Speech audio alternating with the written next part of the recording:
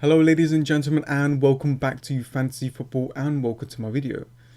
So, who here transferred in Anthony Martial or Rashford? Who did it? Who did it?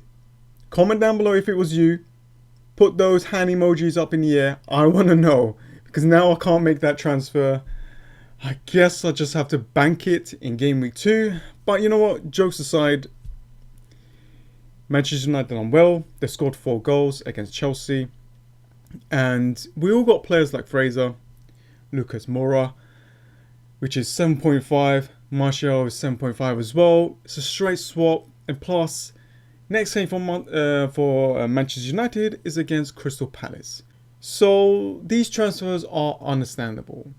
I was tempted. I'm not going to lie. I was tempted. And to be honest with you, I already spoke about my plans before. I wanted to bank a transfer, and if I could get 2 free transfers in game week 3, that would give me more options to kind of play around with. So in this video, I just want to go through my team for game week 2. Throw 1 or 2 transfers in there that I think that could do really well for game week 2. And if you want to see what happened in game week 1, I'll put a link in the description, or it'll probably be at the end of this video. I'll go more in detail with my team for game week 1 and what's happened. And if you want like really good transfers, I create a video on that as well. I'll post it on Tuesday. I'll link that in the description as well. So yeah, game week 1, fantastic start of 91 points. Do I think I am going to be able to continue with this good run? I don't think I'll be able to do that for game week 2, but game week 3, I should be able to pick it up again. So let's see what happens. So yeah, let's go through my team for game week 2. So Ryan in goal against West Ham. Now, we can't really judge West Ham in their first fixture against Manchester City. We need to kind of judge them in this game. However, Brighton started off really well. Beaten Watford 3-0 away. But cheap goalkeeper. I feel like this is a great opportunity for Brighton to keep another clean sheet. Next up, we've got Van Dijk, over 50% owned. Going back to his old club, Southampton. There are a few issues at the back for Liverpool, but I think this fixture is a great fixture for them to keep a clean sheet and score a lot of goals in. Southampton lost against Burnley away 3-0. So I can see a lot of goals here. Even they played in mid-game. Zinchenko, Tottenham. It's going to be difficult. 5.5 million defender. 11% owned right now. A lot of FBL managers are just praying that it just continues to play, because this is a fantastic value to have in our team that is from a Manchester City defense. Now, let's talk about Everton. I think if Everton does well, I think overall my team's going to do well. I am relying heavily on Everton to bring me some points, and it's a great fixture for them. Watford at home. Watford conceded 3 goals at home against Brighton. Plus they got a few issues as well. And I really need, not Lucas Dean, I really need Sigurdsson to perform here. I need some kind of points. I think if he brings me these points for this game week, it would definitely help me out a lot. And if he does, then a lot of FPL managers will think of bringing him in into their teams because of this fantastic fixture run-up. That's why I went for this double Everton. It's a little bit risky going double on the team anyway, except for Manchester City and Liverpool. And yeah, I just hope that it does bring some points. If it doesn't, I might need to hold him for another week. With Sigurdsson, you kind of need to hold him for, for longer periods. You can't just, chop and change. You can't do that. But the problem is 8 million is actually really expensive. Now, Sterling. I got this feeling that Sterling's going to do really well against Tottenham. I'm going to put my captain option on Salah for now. I want to hear the Liverpool press conference. I want to know what's happening. I want to know if there is any kind of clue that someone's going to be benched or rested. Then that might switch my captain option to Sterling. Now with Perez, 6.5, I guess he can get away with a blank in one of these game weeks. But against Chelsea, there's a few problems at the back for Chelsea. They conceded quite a few goals. They got really good kind of like attacking options that could do really well in the next couple of game weeks, like Pulisic. Pedro's doing pretty damn well, but I guess we just need to just wait just a little bit more before we decide on if we want any Chelsea assets. This is a great fixture actually for Leicester City to do that counter attack that they love doing, and he might be the key to kind of get some kind of points.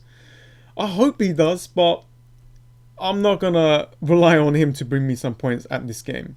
Now, as for Lucas, well, him and Joshua King here are two players that I want to remove out my team. So I can combine their monies together in game week 3 and kind of decide on what kind of plan I'm going to go with. Now there's going to be a lot of options after game week 2. So right now, I'm going to play him against Manchester City because, you know, I brought him in for a reason. I brought him in for this first home game. He just brought me an assist. I thought that maybe if I brought him for, you know, this first fixture, he could, you know, explode and get 2-3 goals, but he didn't. Got only 5 points, which is better than 3 or 2, so he kind of worked out. But we'll see what happens. I'm going to have to play him. Joshua King and Wilson. Disappointment in the last game, but I can see them doing well against Aston Villa. I think this is going to be an open game. It's going to be a fantastic game, and I hope there's going to be a lot of goals. Now, as for my substitutes, it's pretty much the same here. But my first bench player is going to be John Lundstrom, 4 million player that plays in that midfield role. Ownership is going high as well, which is good for me. I could play him instead of Lucas, but I don't know. He might even be benched. I don't know. We have to see. I have to go through that press conferences and just see, you know, what kind of information I gain. So as for transfers, I just want to mention 2 in this video. If you don't see more transfer options for game week 2, please check my previous video that I posted on Tuesday. But for now, it's going to be Bamian and Pooky. It's just in my mind. I just feel like these 2 players are going to do really well. Bamian, 11 million, 28% owned, scored 1 goal against Newcastle, got a great fixture against Burnley at home. A lot of people are thinking to kind of remove Kane and get Bamian and then switch him over again. You could do that if you want. It's a strategy. It's just that you be using a transfer, so you won't be able to bank it. So it's really up to you if you want to do that. It might pay off. And when I display these teams, don't go out and go, oh my god, I need to get them now because I said so. Don't do that, guys. Like, if you got them, then just keep them. But this is just, you know, kind of what I think that might happen. Pooky scored against Liverpool. Just looks like a fantastic option, like a proper striker. Scored 29 goals in the Championship League, and Newcastle at home. But then I was thinking to myself, okay, you know, he had a couple of chances against Liverpool. That's because Liverpool was attacking. But then against Newcastle, a team that is going to sit back, is there going to be some space for this guy? That's my worry. I guess if Norwich scores early, then there will be some space. So if they score early, then there's a high chance for him to get some kind of returns. So that's just kind of my feeling. I think these players are very good anyway. But yeah, if you want to see some transfer options in my previous video, and I think that is about it, guys. So yeah, that was about it. Let me just quickly show the rank. Overall points, 91 points so far. Overall rank, 253,000.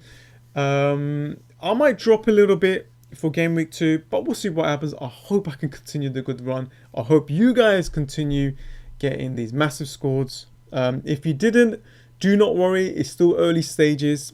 There's a lot of game weeks to go through, guys, and you can always catch up. And that is about it. I hope you guys enjoyed it. If you did, please subscribe, because I'm here for the long run. I'm here to the end.